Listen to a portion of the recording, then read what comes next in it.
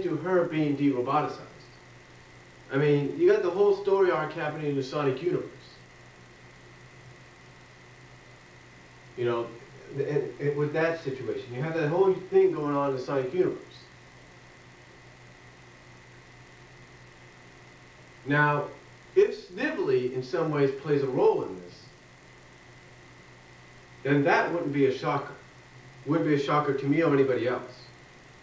But if he doesn't play a role in this, then hey, that's fine. That's okay. He doesn't play a role. But something's going to happen. Now, I can understand, again, I've mentioned this many times before, that Ian Flynn had to do something for dramatic effect. He had to take a drastic measure. He had to do something either fans would like or not like. And believe me, there are fans, and I mentioned this before, that like what he's done, and there are some that don't. Some like what he's done to Sally and Nicole because it makes them more interesting. It gives them more development. That's true. But then again, there are those that don't like it because they're either fans of the characters, longtime fans, like I am, or they don't like it because they feel it's just shoving more Sonic Sally and more Sally in our face, which is unnecessary in their minds.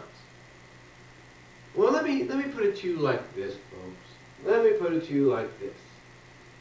You take other comic books out there, other comic book franchises, Spider-Man, for example.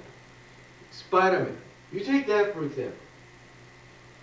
Do you see any Spider-Man fans coming out and saying, oh, they're constantly shoving Mary Jane in our faces all the time? They're constantly shoving the Peter Parker, Mary Jane Watson relationship in our face all the time? You think they're complaining about that, folks? Not really.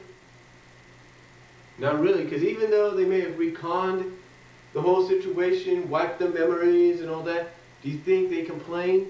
No.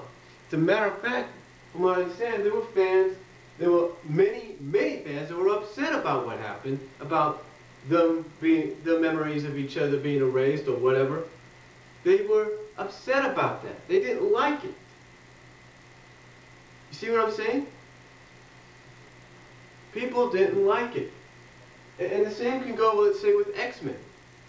Do you think people complained of the constant shoving of Scott Summers, Jean Grey, or Gambit Rogue, or Scott Summers, Emma Frost? Do you think they complained about that, folks? Not really. So it doesn't surprise me. So does it surprise me or doesn't surprise? So the question is, does it or does it not surprise people like me? Those complaining about this? In a way, it might surprise people, but in a way, it probably doesn't. Because you see, this comic is not like X-Men or Spider-Man, I will say that. But the thing is, Sonic and Sally is your equivalent to a Peter Parker and a Mary Jane. Your equivalent to a Scott Summers, Jean Grey, Scott Summers, Emma Frost, Gambit Rogue. Heck, it's even your equivalent to a Superman Lois Lane. Okay? The fact of the matter is, it's all, as much as some of you may hate to admit this, it's all on equal basis. It's all on equal terms. They're not, they may, in some of your eyes, may seem like they're shoving them in our faces, Sonic and Sally, but they're not. They're not shoving it in our faces. Not in my opinion. They're just going with the flow. But again, that's what this whole situation is, I guess, in Ian Flynn's mind. It's not to shove it in your faces, but to kind of focus more on a situation going on in the comics. And that situation is the fact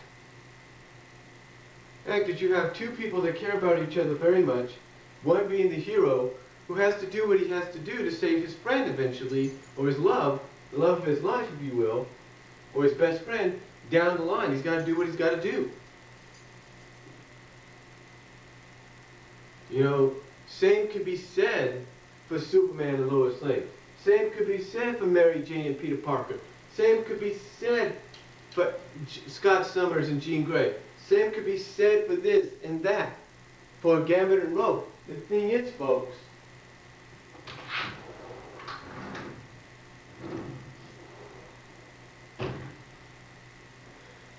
thing is, folks, the same could be said either way. It could be said either way, and we cannot emphasize that ever more so than now. I know some people will say there's no way you can compare those to Sonic and Sally. Guess what? You can. Let's take a look at Ultimate Spider-Man, for example. Let's take a look at that, folks. They basically, how do I put this? I don't know what it was, but they basically caused Mary Jane for I don't know how many issues. Mary Jane Watson in Ultimate Spider-Man, the original Ultimate Spider-Man, for I don't know how many issues, to get turned into a demon goblin or something like that, a red demon goblin. And it took Peter Parker as Spider-Man and a few others to save her. You see what I'm saying, folks? See what I'm saying? Basically what I'm saying here, getting back on topic, is I don't think it's going to last long, the whole Nicole and Sally situation and all that. Comic Reviewer 2 and many others have kind of contemplated that it could be possibly 8 to 10 issues at least. I agree on that. Some have contemplated it could be shorter than that. I agree on that too.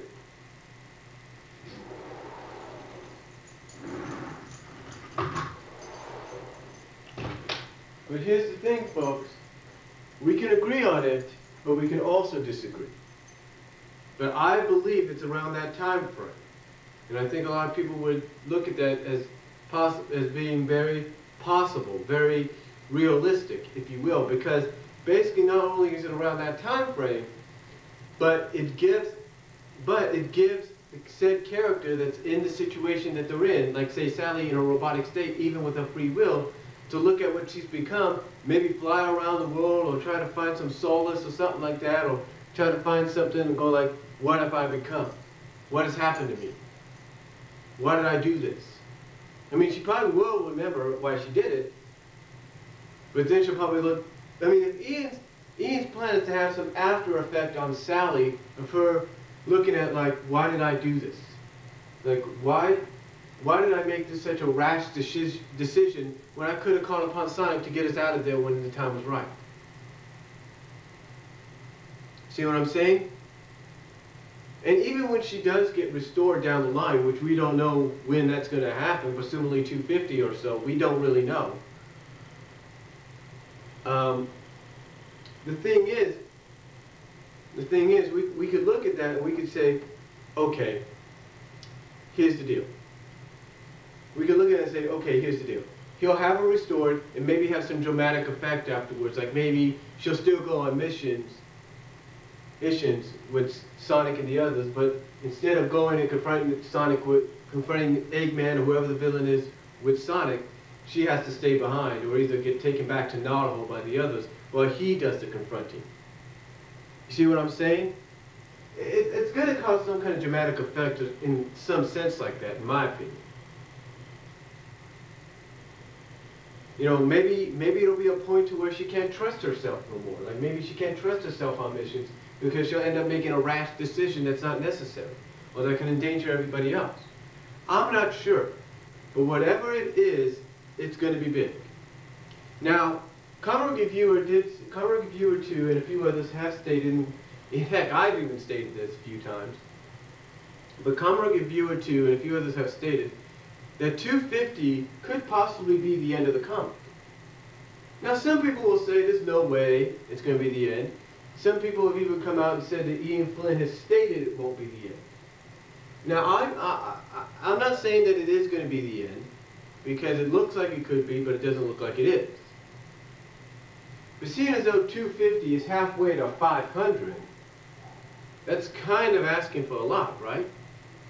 I mean, Ian Flynn is basically going through what he said, saying that this whole story arc is going to be double the length of Iron Dominion, and in some people's reports, saying that he's going to try to make it bigger, I should say, than Endgame itself, try to make it more bigger and more memorable.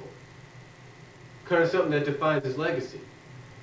So we don't know exactly, you know, if 250 will be the end or not. But if it is, then he's sure trying to go out with a bang.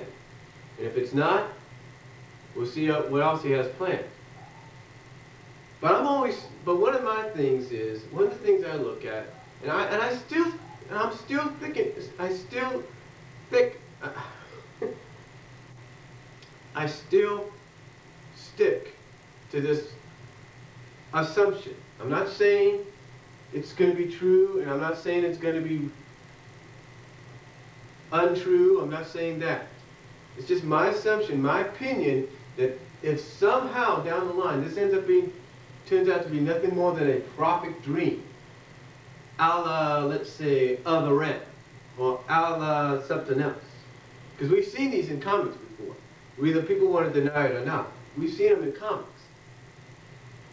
If it turns out to be nothing more than that, then yeah, it probably would be a big letdown. But what if it's a prophet dream given to him, like, say, by a spirit, saying, if you don't, you know, wise up and you don't stop acting cocky and doing this and doing that, this is what could happen. I mean, if that is the case, if they had some kind of spirit in there saying, look, Sonic, we know you're cocky, I know you're cocky, I know you like to do your own thing, but the thing is, by doing so, you endanger your friends. You need to be reasonable. You need to listen to reason. You cannot be like this anymore. You have to change. So, you know, I'm just thinking perhaps that could be one of the areas he leads us into. I'm not saying it is. But it's just an assumption it could be in that direction. And if it's not, I'll be thankful. But how long, but again, getting back on topic, how long do I think the whole situation will last? Sally's robotic state, I agree, maybe 8 to 10 more issues. 11 at least, 11 at the most. And with Nicole, I'd say about around the same time frame. Maybe sooner, maybe sooner than that. And Bunny's de-roboticization, I don't think it's going to be lasting much longer either. Because when you think about it, Ian Flynn, in a sense, just made Bunny just an ordinary character. Being half robotic defined her. So I don't think it's going to last, her de-robotization is going to last long. Something's going to happen. Something's going to happen to where either the spell's going to wear off and she's going to go back to being robotic. Not crystallized, but robotic. So that's all I have to say on what Comic Reviewer had to say about the whole in his video. I'm sorry this got split into 2 videos. That's my fault. So comment down below. Tell me what you guys think. Comic Reviewer 2. Respond if you want. And please, let's not. I'm going to ask this right now. Please, let's not have no arguments. Jonathan 83X. In Ezekiel 300 and Digimon. Let's not have, in Cloud Davis, let's have no arguments, please. Just mature responses. No arguments, nothing, please. So, thank you all for watching. Have a good day.